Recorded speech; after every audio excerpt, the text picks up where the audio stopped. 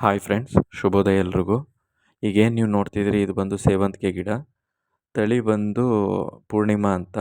ಅವಧಿ ಬಂದು 2.5ಇಂದ 3 ತಿಂಗಳಿಗೆ ಇದು ಕಟಾವಿಗೆ ಬರುತ್ತೆ. ಈಗ ಯಾಕೆ ಪ್ಲ್ಯಾನ್ ಮಾಡಿ ಇದನ್ನು ಹಾಕಿದ್ದೀವಿ ಅಂತ ಅಂದರೆ, ಇನ್ನು 2.5ಇಂದ 3 ತಿಂಗಳ ಅವಧಿಲಿ ನಮಗೆ 2 ವಿಶೇಷವಾದಂಥ ಹಬ್ಬಗಳು ಸಿಗುತ್ತೆ. ಒಂದು ಬಂದು ವಿಜಯದಶಮಿ ಆಯುಧ ಪೂಜೆ, ನೆಕ್ಸ್ಟ್ ಇನ್ನೊಂದು ಬಂದು ದೀಪಾವಳಿ. ಈ ಎರಡೂ ಹಬ್ಬಗಳಲ್ಲೂ ಕೂಡ ನಮಗೆ ಹೂವಿಗೆ ವಿಶೇಷವಾದಂಥ ಬೇಡಿಕೆ ಇರುತ್ತೆ ಮತ್ತು ಅದಕ್ಕೆ ಬೆಲೆನೂ ಕೂಡ ಇರುತ್ತೆ. ಹಾಗಾಗಿ ನಾವೀಗ ಪ್ಲ್ಯಾನ್ ಮಾಡಿಬಿಟ್ಟು ಇದನ್ನು ಪ್ಲ್ಯಾಂಟೇಷನ್ ಮಾಡಿದ್ದೀವಿ. ಅದ್ರ ಜೊತೆಗೆ ಈಗ ಇದರಲ್ಲಿ ಏನು ಕಾಣ್ತಾ ಇದೆ ಈ ಭೂಮಿ, ಇದಕ್ಕೂ ಕೂಡ ನೆಕ್ಸ್ಟು ನಾವು ಈರುಳ್ಳಿ ಹಾಕಬೇಕು ಅಂತ ಪ್ಲ್ಯಾನ್ ಮಾಡಿ ಆಲ್ರೆಡಿ ಈರುಳ್ಳಿನೂ ಕೂಡ ತಂದು ಇಟ್ಟಿದ್ದೀವಿ. ನಾಳೆ ನಾಡೋದ್ರಲ್ಲಿ ಇದನ್ನು ಕೂಡ ಹಾಕಬೇಕು.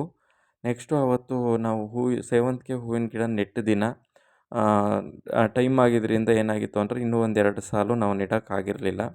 ಮತ್ತು ಕಾರಣಾಂತರಗಳಿಂದ ತೋಟದ ಕೆಲಸ ಇದ್ದಿದ್ದರಿಂದ ಈ ಕಡೆನೂ ಕೂಡ ನಾವು ಬರೋಕ್ಕಾಗಿರಲಿಲ್ಲ.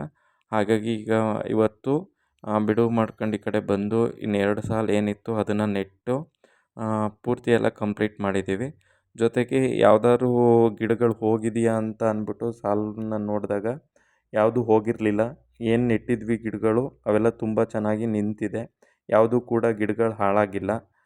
ಅದು ಮುಗಿಸ್ಕೊಂಡು ನಾವು ಮನೆ ಕಡೆ ಬರಬೇಕಾದ್ರೆ ಅಲ್ಲೇ GPS ಫೋಟೋ ತಗೊಬಂದು ಕಾರಣ ಬಂದು ಬಿಳಿ ಸುಳಿ ರೋಗದಿಂದ ಜೋಳ ಎಲ್ಲ ಹಾಳಾಗಿತ್ತು.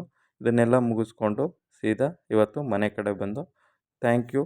ಶೇರ್ ಮಾಡಿ, ಸಪೋರ್ಟ್ ಮಾಡಿ, ಸಬ್ಸ್ಕ್ರೈಬ್ ಮಾಡಿ.